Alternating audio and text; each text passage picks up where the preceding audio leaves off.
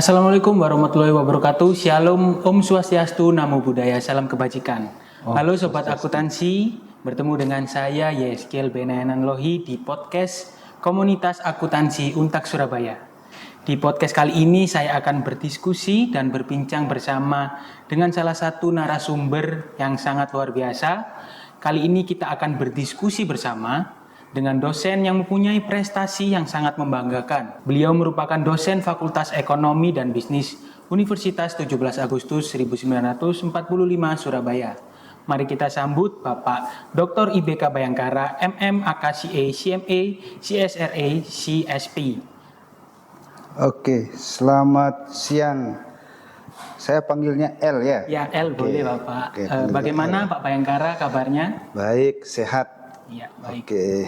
Terima kasih sebelumnya Pak Bayangkara sudah datang dan ingin berbagi ilmu dalam podcast ini. Oke. Mungkin Pak Bayangkara bisa menyapa dan perkenalan dulu nih ke Sobat Akuntansi yang menonton podcast kali ini.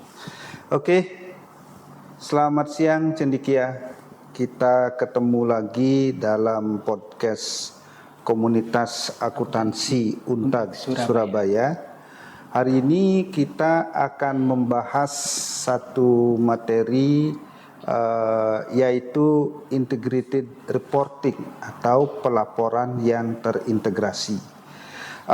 Silakan menyimak materinya dengan baik. Semoga ini menjadi insight baru bagi saudara-saudara dan silakan nanti memberikan masukan atas hal-hal yang mau didiskusikan lebih lanjut. Oke. Ya, baik Bapak Bayangkara, terima kasih sebelumnya. Sesuai dengan yang sudah disampaikan oleh Pak Bayangkara, kali ini saya dengan beliau akan membahas tentang integrated reporting. Jadi mungkin bisa kita mulai saja ya Pak Bayangkara. Silakan. Sebelumnya saya ingin bertanya Pak Bayangkara, di dalam era globalisasi dan kompleksitas bisnis yang semakin tinggi ini, perusahaan menghadapi tantangan besar dalam mengelola dan mengkomunikasikan informasi yang relevan dan beragam kepada para pemangku kepentingan. Laporan tradisional seringkali tidak cukup untuk memberikan gambaran menyeluruh mengenai kinerja dan dampak perusahaan. Oleh karena itu, munculnya integrated reporting sebagai solusi yang menawarkan pendekatan holistik dalam melaporkan informasi keuangan dan non-keuangan. Nah, mungkin dari pendapat Pak Bayangkara sendiri, hal apa yang mendorong diperlukannya integrated reporting? Oke, seperti yang tadi sekilas disinggung begitu ya, bahwa para pengguna laporan keuangan sekarang tidak cukup hanya mendapatkan informasi tentang hal-hal yang bersifat finansial atau laporan keuangan yang disampaikan oleh setiap entitas atau organisasi. Para pengguna laporan keuangan membutuhkan informasi yang lebih komprehensif. Ya. Nah, apalagi berkaitan dengan keberlanjutan bahwa keberlanjutan perusahaan itu membutuhkan suatu pengukuran yang integratif. Dan dalam proses pelaporannya, isu-isu keberlanjutan itu harus terkelola dengan baik. Maka dari itulah kemudian diperlukan satu sistem pelaporan yang baru, yang lebih komprehensif, yang bisa menginformasikan kepada pengguna laporan keuangan. Salah satunya yang sangat penting adalah bagaimana proses penciptaan nilai itu terjadi di dalam perusahaan dan diungkapkan dalam laporannya. Itu kira-kira yang melatar belakangi. Silakan. Tadi disampaikan sama Pak Bayangkara untuk hal yang mendorong diperlukannya integrated reporting.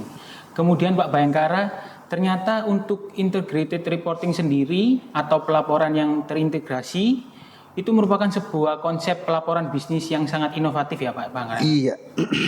Konsep ini mengajak perusahaan untuk tidak hanya memfokuskan laporan keuangan semata, tetapi juga mempertimbangkan berbagai aspek yang sangat signifikan mempengaruhi keberlangsungan dan kinerja perusahaan. Tetapi Pak Bayangkara, Untuk definisi atau pengertian dari integrated reporting itu apa sih Pak? Kita mulai dari integrated reportingnya dulu, atau bagaimana proses pelaporan terintegrasi itu, ya. Integrated reporting itu adalah merupakan suatu sistem, ya, sistem pelaporan. Ini adalah sistem pelaporan yang baru yang tetap konsisten kepada perkembangan laporan keuangan dan laporan-laporan lain, tetapi ya laporan terintegrasi atau proses pelaporan terintegrasi ini dalam beberapa hal memang berbeda dengan laporan-laporan yang telah ada sebelumnya. Nah, apa perbedaannya?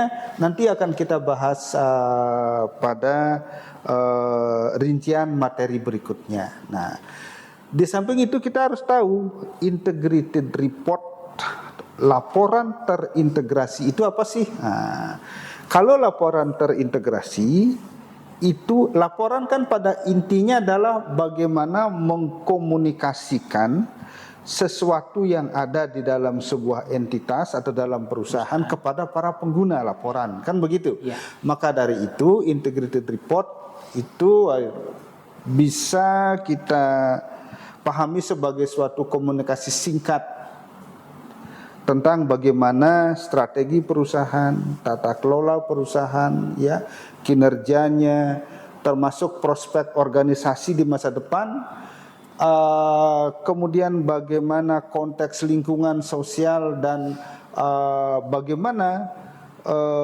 proses penciptaan nilai itu terjadi di dalam perusahaan. Nah, itu adalah integrated report, di mana hal-hal yang kita sebutkan tadi itu disajikan di dalam laporannya. Nah, kemudian integrated report ini memberikan penjelasan tentang bagaimana sebuah organisasi mengolah nilainya, mengolah nilai itu atau proses transformasi di dalamnya itu terdiri dari atau melibatkan 3 hal, yaitu ada penciptaan nilai, ya, kemudian nilai yang setelah diciptakan itu dipertahankan, dan juga terjadi pengikisan nilai, karena penciptaan suatu nilai akan mengkonsumsi sumber daya yang menyebabkan sumber daya yang digunakan itu berkurang, tetapi akan memberikan dampak atau manfaat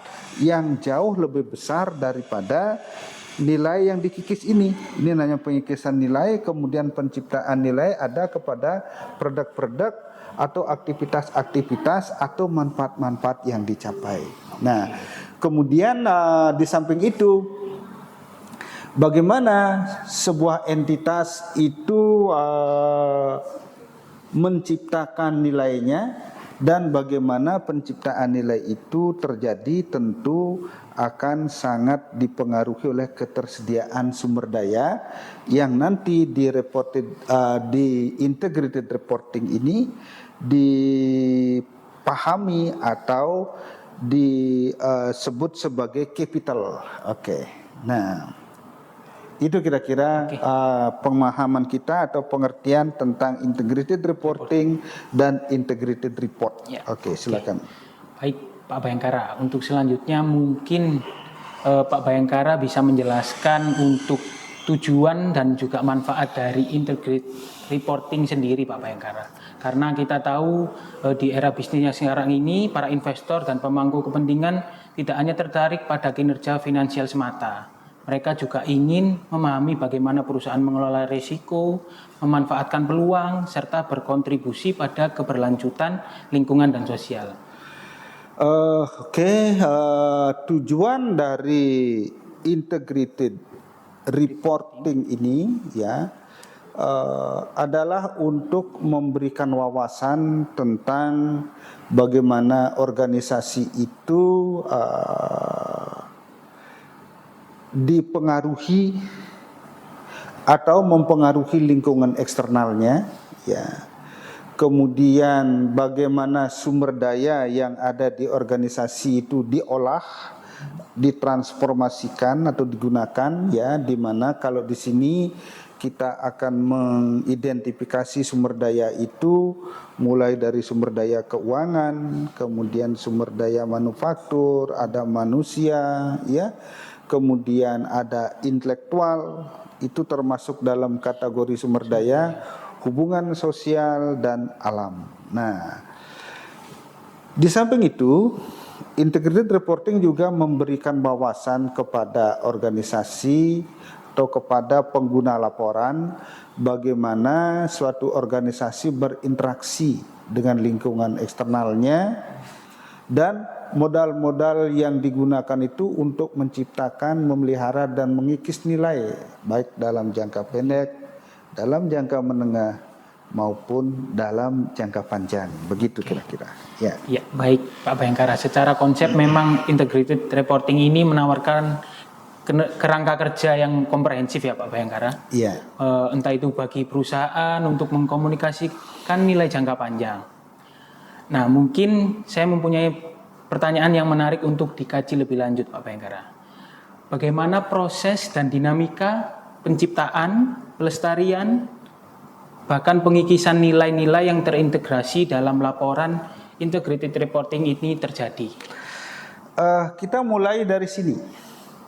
Bahwa proses transformasi dalam perusahaan itu melibatkan 3 hal penting, yaitu ada aktivitas-aktivitas yang dilaksanakan di perusahaan, kemudian ada relasi, ada relationship, hubungan, ya, dan ada interaksi.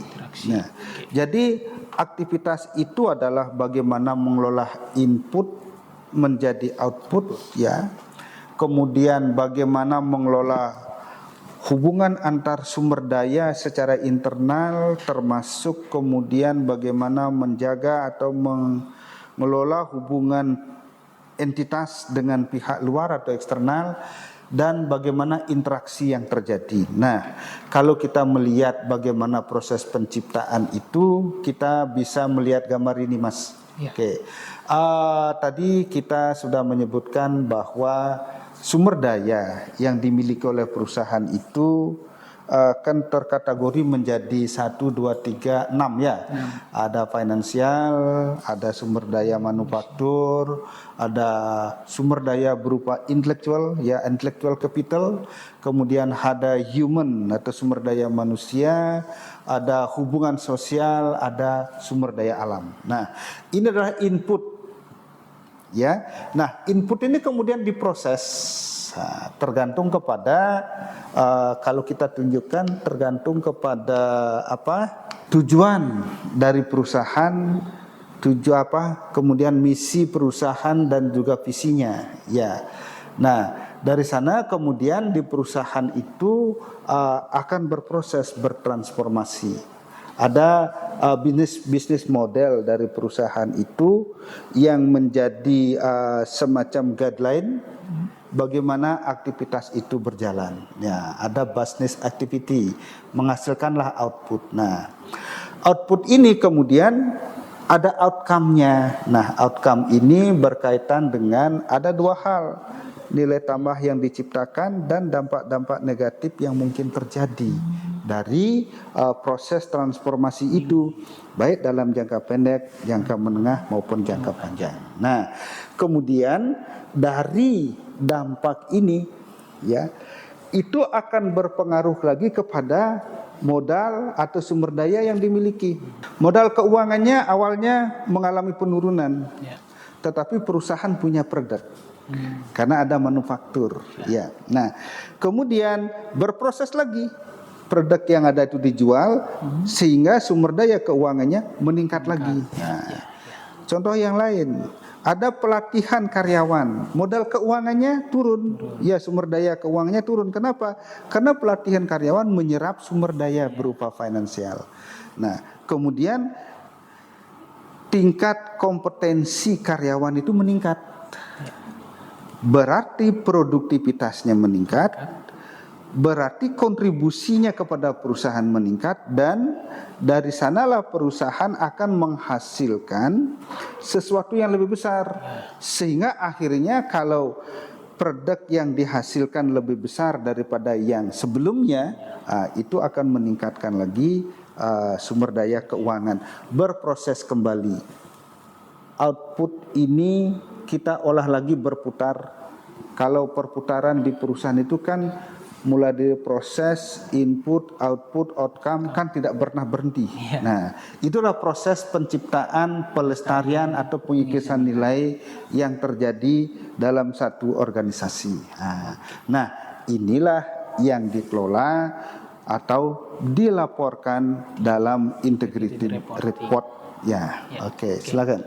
Baik Pak Bayangkara, mungkin penjelasannya dari proses penciptaan, pelestarian dan juga pengikisan nilai tersebut juga sangat jelas dari Pak Bayangkara. Kemudian untuk salah satu konsep kunci dalam integrated reporting adalah modal ya Pak Bayangkara, ya benar ya? Modal itu merupakan konsep kunci.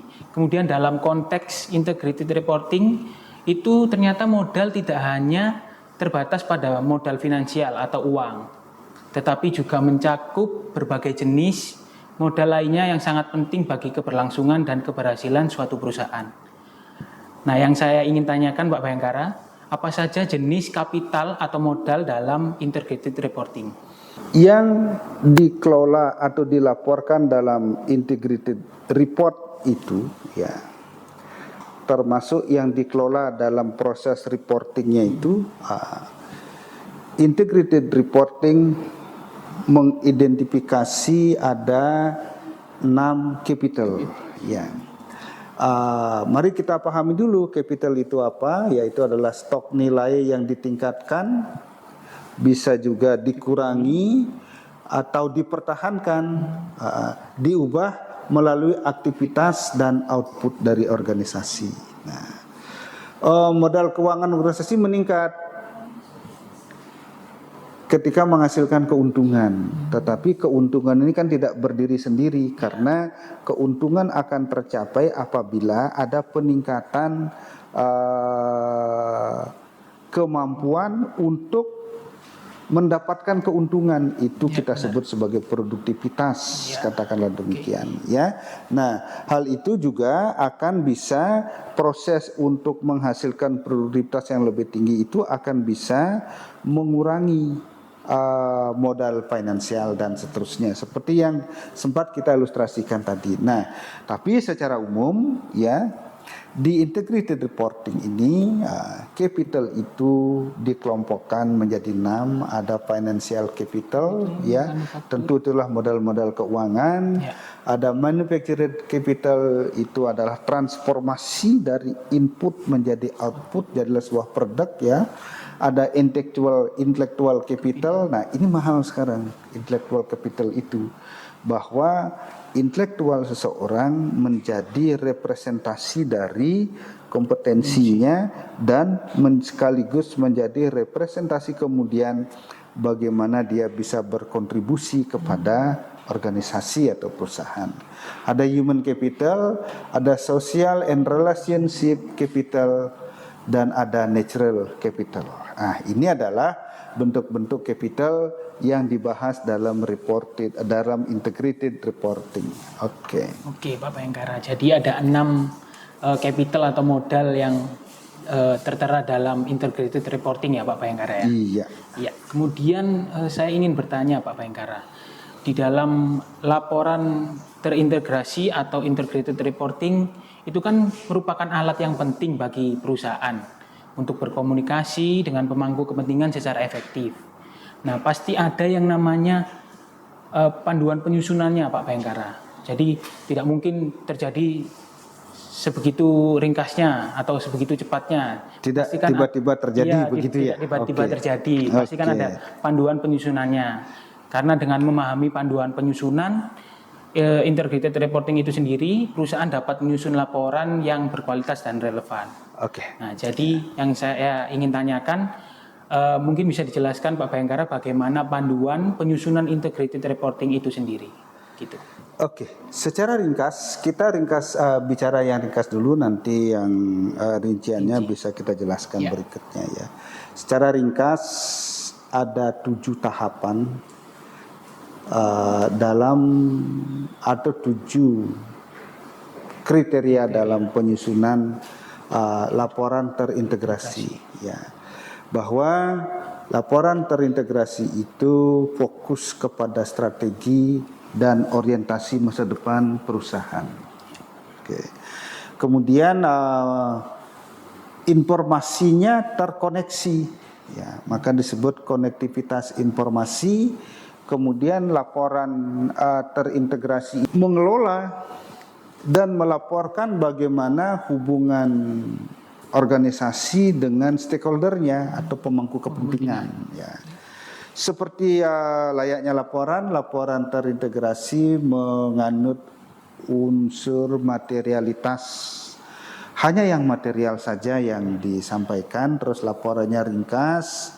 Kemudian laporan itu andal dan lengkap, ya, ada keandalan dan kelengkapan, dan laporan itu disajikan secara konsisten, serta laporan itu bisa dibandingkan. Nah, ini panduan penyusunan ringkasnya. Ya. Oke. Baik Pak Bhayangkara, itu tadi sudah dijelaskan dari Pak Bhayangkara untuk panduan penyusunan secara ringkas. Nah, mungkin bisa dijelaskan Pak Bhayangkara untuk tahapan rinci dalam penyusunan integrated reporting sendiri. Itu bagaimana tahapan rincinya? Oke, makasih Mas L. Ya. Sekarang kita masuk ke rinciannya, berarti kita harus merincikan satu-satu ini dulu ya. Oke. Kita mulai dari yang pertama, fokus strategi dan orientasi masa depan. Bahwa laporan terintegrasi itu harus memberikan wawasan tentang strategi organisasi dan bagaimana hubungannya dengan kemampuan organisasi itu menciptakan nilai, baik dalam jangka pendek, jangka menengah maupun jangka panjang, dan penggunaannya dari dan efeknya kepada modal. Oke.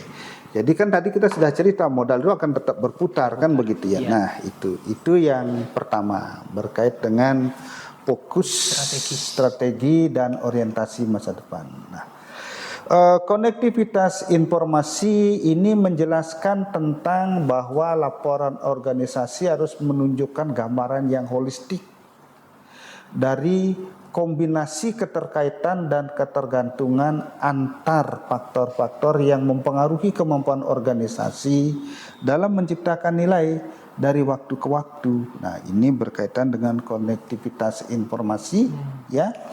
Kemudian materialitas, ya. Bagaimana menentukan materialitas?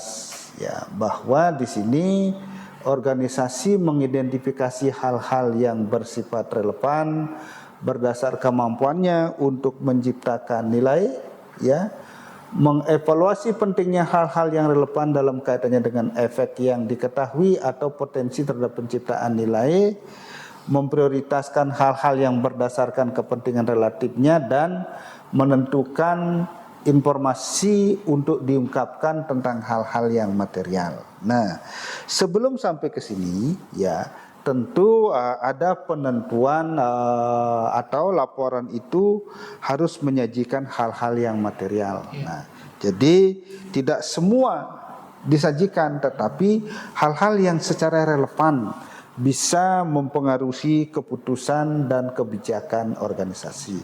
Ini adalah cara menentukan